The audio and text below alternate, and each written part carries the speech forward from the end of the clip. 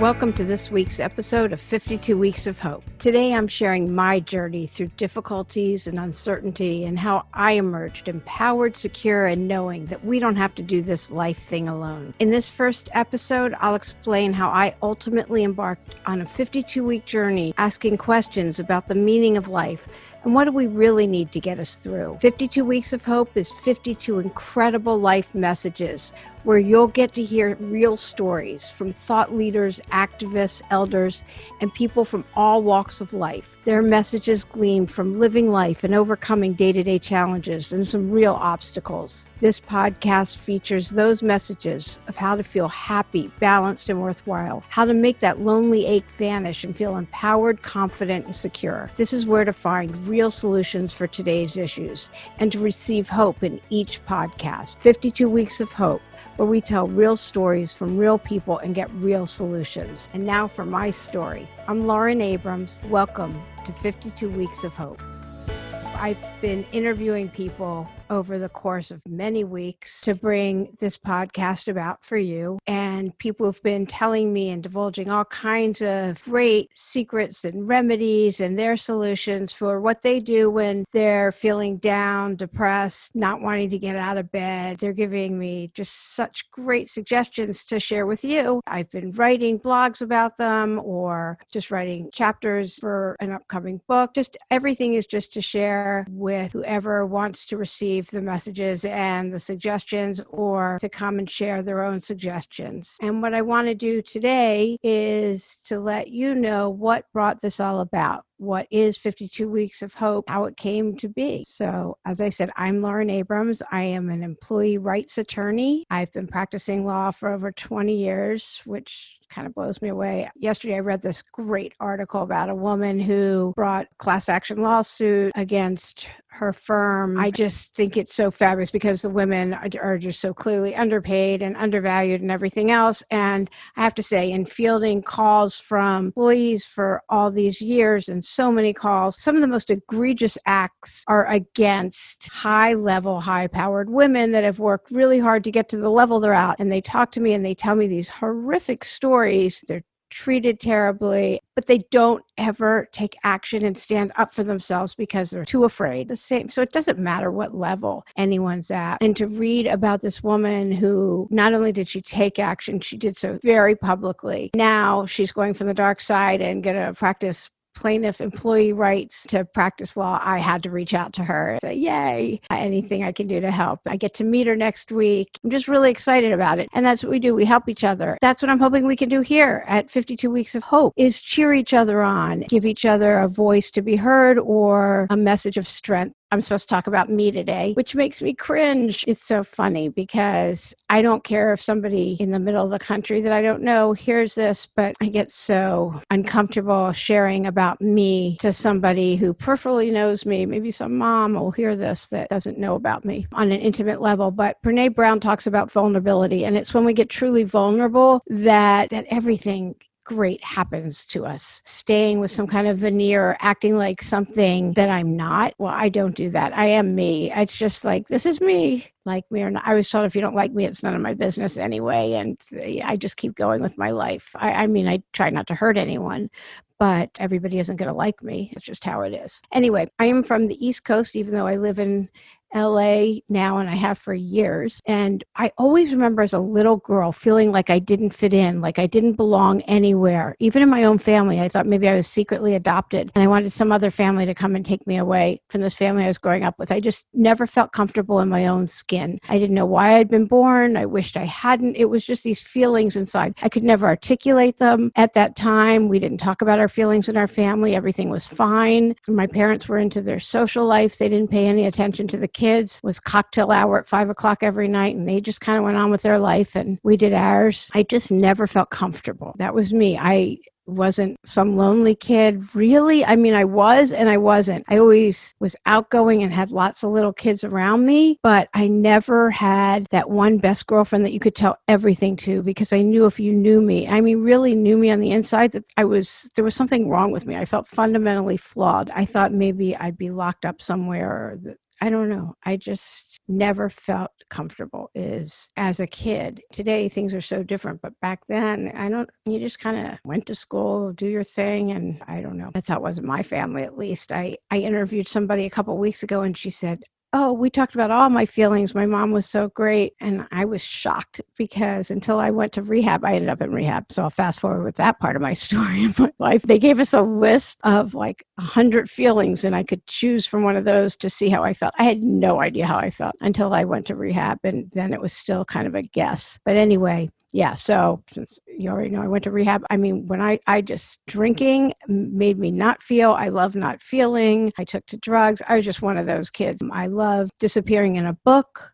I could disappear forever in books. Anything to just take me out of real life and any kind of reality. Drinking, I was a blackout drinker through high school, through drugs, anything. It was 70s through the 80s. I mean, I don't even remember the years. Way back then, I was just a mess. I was having grand mal seizures from the alcohol and drugs. I don't know. I would binge on Girl Scout cookies when I was supposed to be selling them when I was a little girl. Anything to not feel. I hated my feelings. I didn't know it at the time, but I did. By the time I was in my mid-20s, I was in LA. I was such a mess. Nobody would recognize me, and my family hadn't spoken to me in years. I ended up in this rehab. What they did is they took us to these meetings. I got hope in these meetings, and I found out there were other people just like me, which I never knew. I caught the magic in those rooms. I got clean and sober, and I've been clean and sober ever since. It's been over 34 years, but it took me a long time to learn how to do life, just kind of do the whole life thing. I started working, saved up money, got a car. I talked to people back east, and they had already graduated, gone to law school, medical school, were getting married. I was just starting college, and I was always the dumb one in my family. Anyway, I started going to college. I transferred into UCLA, and I didn't think I'd be able to make into my major that I wanted, a communications major, which sounds like a fluff major, but at UCLA, they only take 100 people a year in that major, and of that 100, only 25 from outside of UCLA. And I was looking for another major when one of my mentors said to me, they take 25 people a year from outside of UCLA. And I said, yeah. He said, why not you? And that never would have occurred to me. I graduated as a communications major from UCLA, and I got to speak at that graduation. And that's one of those things that if somebody didn't say to me, why not you?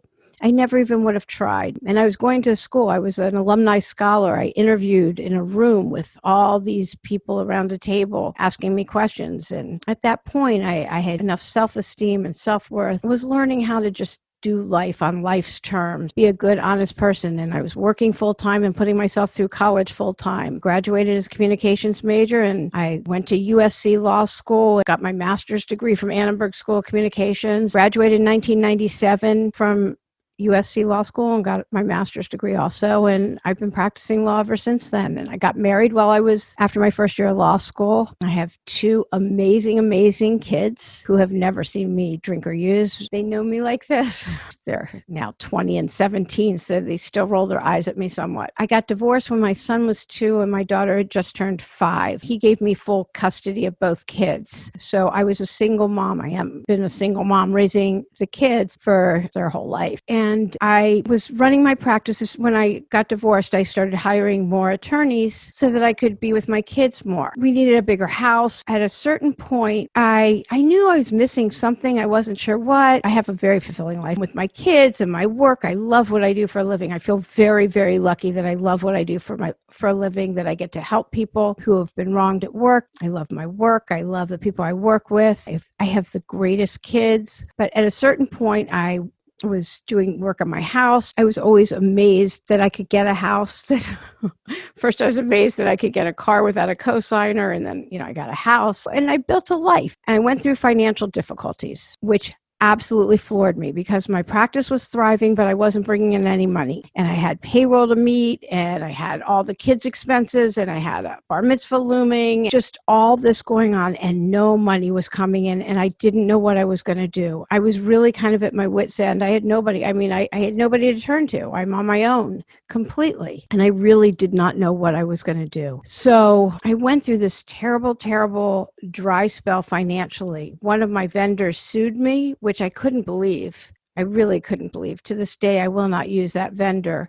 Everybody else accepted payments, small payments. I was very honest saying I'm in a dry spell. It was just awful. I didn't know how I was feeding my kids for a little bit of time there. It was that bad. And I made sure I paid my employees, but I just didn't know how I was going to make ends meet. And it was just such an awful, awful period of time. My ex-husband used to say that I didn't know how to manage money and this and that. I made sure I didn't have any debt, and I paid off all my bills all the time. And if I didn't have money, I didn't buy anything. And he was probably right. But regardless, I went through that period. And at a certain point, at that time, I was going to my favorite spinning class. This woman, Angela, she has this thing, and you just spin and spin and spin in this dark, dark room, and the lights are off and the music's blasting, and she's doing her Angela thing where she's like, close your eyes, close your eyes. Can you see your dream? Can you see it? If you can see it, it's not big enough. If you can see something, God didn't put that in your mind for no reason. If you can see it, you can be it. And she was doing her whole Angela thing. I was in her class. I had a bunch of classes already paid for. And when I was really kind of at my end, not knowing how I was going to get by, I went to one of the classes that I had in my KEC. I don't know how you say that word. QUE, KEC. Anyway, I went to one of my Angela classes, and I was in the back row like I always was, and I was crying, and she was doing her Angela thing, and I don't know, something shifted in me, and I knew everything was going to work out. She was going, I don't know who I'm talking to right now, but I know someone needs to hear this. And she said her Angela stuff. And I really believe that hope is available to us when we're willing to receive hope. We can always receive hope when we're willing to receive it. And if we're closed off, we're closed off, then that's all there is to it. My best friend knew what was going on with me. I do not keep secrets. I am an open book, but how bad it was, I don't feel the need to tell everyone that. I made sure that there were people that knew just how close it was and how bad it was. But anyway, so I'm in this class, and Angela's doing her thing, and tears are streaming down my face, and something shifted in me that in that class. It was this really pivotal class for me, and I received the hope. I received whatever it was I was supposed to receive, and I went to work, and my best friend came and hung out, and just to make sure I was okay, because that's what friends do for each other, and I just knew I'd be okay. And it was, nothing. I didn't get money was not raining on me, but I got by, and somehow I paid for my son's bar mitzvah. These are not some over the top bar mitzvahs. We don't do that at our temple, but he had an incredible experience, really incredible experience, it's all about him, and it was paid for, and I got through that. And one more time I got through a situation, and I started thinking, what is the point here? Like, we get through these situations, then we live our life, and then we get through another, and okay, and what? We go through these, and then we get old and we die. Like, what's the point here? Why are we here? I decided I was going to interview a person a week for 52 weeks and ask that question. What is your message for me? First, it was going to be kind of geriatric. They say nobody on their deathbed ever wished that they had worked harder or made more money. So what's your message for me? Can you please tell me what you've learned, what you've gleaned from your life of living so far, and tell me what's your message? What's your point? I want to know. And I decided to interview a person a week for 52 weeks and just find out. I'm busy. I work full time. I'm raising my kids full time. I am of service in a lot of different areas. I've been mentoring a girl downtown LA. And anyway, that's just one little facet, which she's so great. Anyway, so I started interviewing a person a week and sitting down, and people would tell me the most unbelievable messages, and they were divulging really personal things to me. I'm not a shrink or anything, but they were telling me very personal things and what they had overcome and what their messages were to me, and really divulging their life lessons, I guess. I would go home and I would write it up just for me, and I would send it to my best friend, and in my verbiage and my voice, and adding humor because I love humor, and that's kind of how I write, just having fun. But over the course of many months, there started to evolve a lot of commonalities, common themes, common messages. It was also ripe with incredible messages that was just too good not to share. So after a lot of weeks, probably 40 or so. I don't really know how many. I went, this is just too good. I have to share it. And thus 52 Weeks of Hope was born. I thought, this has to be a book. One of those books where you can just open it and hopefully open to a page that gives you the message that you want or need to hear. If not, close it and open it up to another one. Who cares? You're probably alone when you're opening it up anyway. So in the meantime, until the book comes out, I also thought, okay, so also let me interview people, some of the people that are in the book and also other people, and ask, what do you do when you can't get up in the morning? How have you gotten through your hard times? Because we all go through it. We all go through our stuff. What do you do when you're having a hard time? There's so many things when it's just you need a quick pick me up. There's go outside, smile. I mean, there's science. If you just smile, put a smile on your face. I just wrote an article on this. That's why I know. I just saw the scientific fact that shows if you just put a smile on your face, that you feel better. There's science behind it. There's endorphins that are released to your brain. I am not a scientist by any stretch, but anyway. There's so many things. I like to meditate. I like to exercise. Well, I do Angela's class. I still am I love Angela. I'm just such an Angela fan. She has moved on, opened her own studio. When COVID hit, she and her partner, their place, Army, AARMY, they offered through Instagram Live. They were giving free classes for, I think, 150 days in a row. And I need that. Now she's on demand. Anybody can take an Angela class. I look at my writings. I have so much about Angela because she's so great and uplifting. And then I was also told that in order to have a shift, we need to be shook up in order to move forward. Sometimes 2 steps forward, 1 step back. I think the world's going through that right now. So we're having a shift. It's never easy when there's a shift happening. Whenever it's through my biggest pains that I've gotten the most personal growth. I know the most pain I've ever gone through in loves, and when I've been through the darkest moments, through death. The death of my mom. She's never seen my kids. It's just so sad. She always wanted grandkids. And I was young when she was saying, I want grandkids. She's like, I want blonde grandkids. There isn't a natural blonde hair on my head, then there wasn't on hers either. Sorry, Mom. I'm like, how are you going to have a blonde grandkid? And my daughter's born with blonde hair. I was just like, okay, that's funny.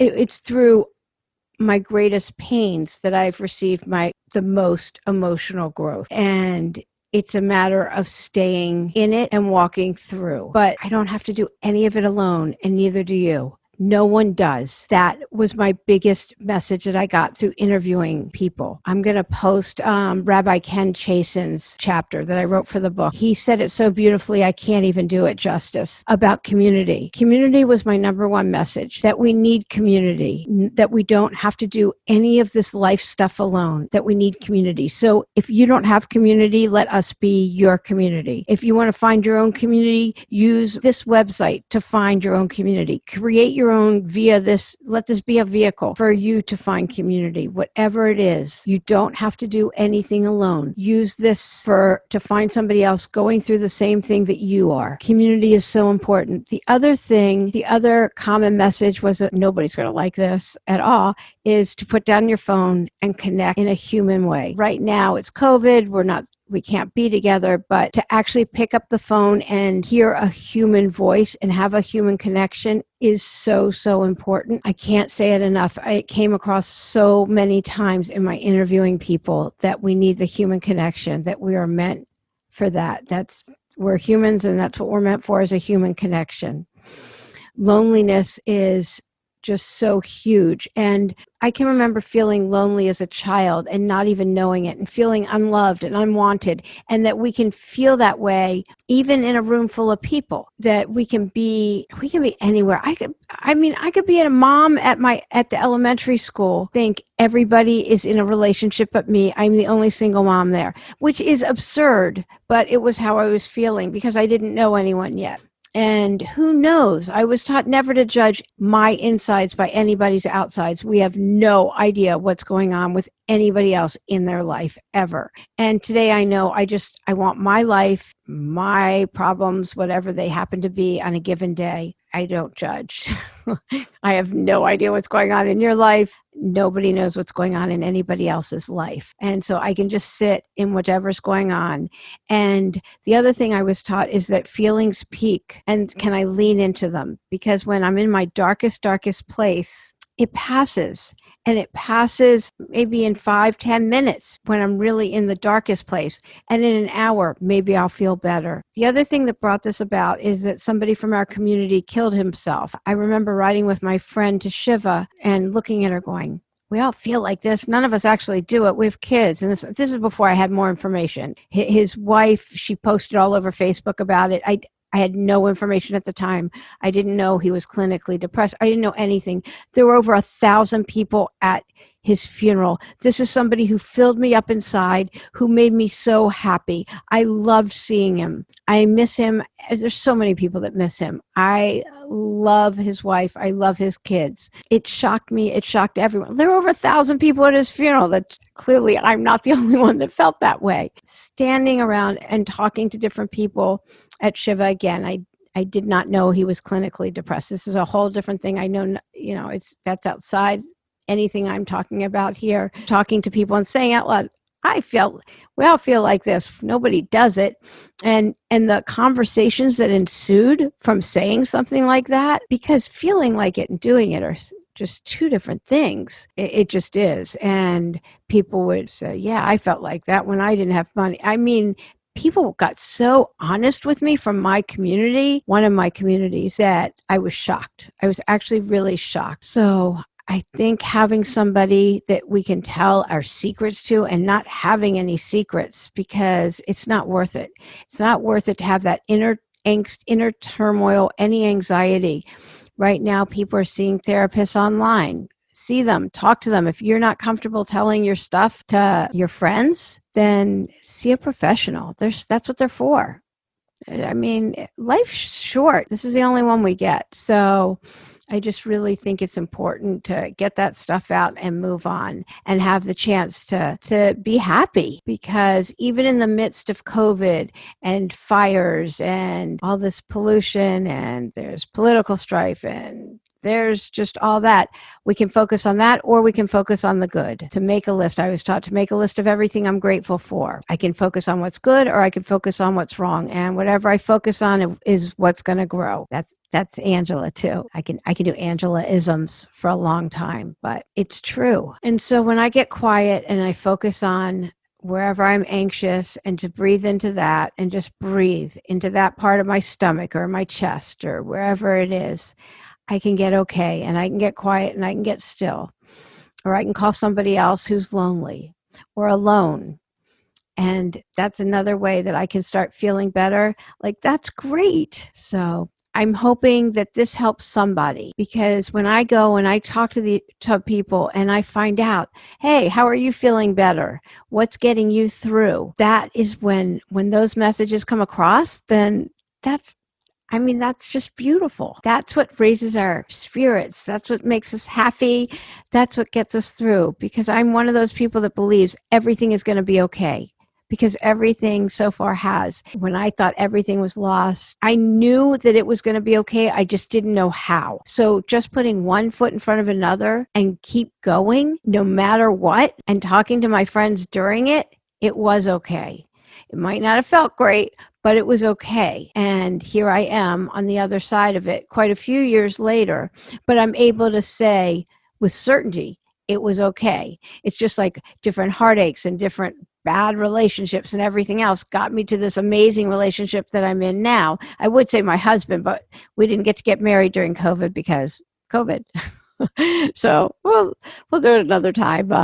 Next year, hopefully, but it's okay because I'm with the greatest guy now, which if you're not in a relationship, you're like, oh yeah, that's really great, Lauren. Good for you. I am with a great guy. And it's a relationship that I never could be in if I hadn't been in all those other ones that led me to the one I'm in today. And it's just like all my other experiences have led me to where I am today. And the same is true for you, whatever you're going through. So hang in there. It gets better. I promise. Every single thing gets better. I talked to 52 people, actually more than that, and I learned that it all gets better. My father volunteers a gazillion hours a week. And he, no matter how upbeat you ever think I am, he is a million times more so. He'll tell you himself, hang in there. It gets better. And it's all about attitude, that you keep going. You just keep going and you keep helping others because that's what lifts us up and makes us feel better. So welcome to 52 Weeks of Hope, where we tell real stories from real people and we get real solutions. I hope you'll keep tuning in and listen to how different people have gotten through different situations in their lives and what keeps them going, what gives them meaning. I'm so excited to do this. I'm so excited you're joining us. We'll just keep going. Thanks for joining. Thanks for listening. Be sure to tune in next Wednesday when I talk to the fabulous confidence coach, celebrity communication and body language expert, Karen Donaldson. Do you ever wonder if someone's telling the truth, especially over Zoom? Do you want to communicate better with more confidence in your genuine, authentic voice? Hear Karen's suggestions for when you just don't feel like doing what's in front of you. Plus, learn how to sound confident, how to communicate clearly with both your words and body language, and most important, how to reduce that negative self-talk in your head so that you can speak and present clearly in order to get all the results you want in life. Own, choose, and redefine what you believe about yourself. Gain self-esteem and confidence in just next week's episode. Plus, Karen, she's so chatty and fun, and she's giving away all this free stuff to 52 Weeks of Hope listeners. So please subscribe to the podcast, leave us a positive review, and send us feedback on our website, 52weeksofhope.com. So tune in next week for next week's uplifting, empowering episode of 52 Weeks of Hope. I'm Lauren Abrams. Thanks for listening.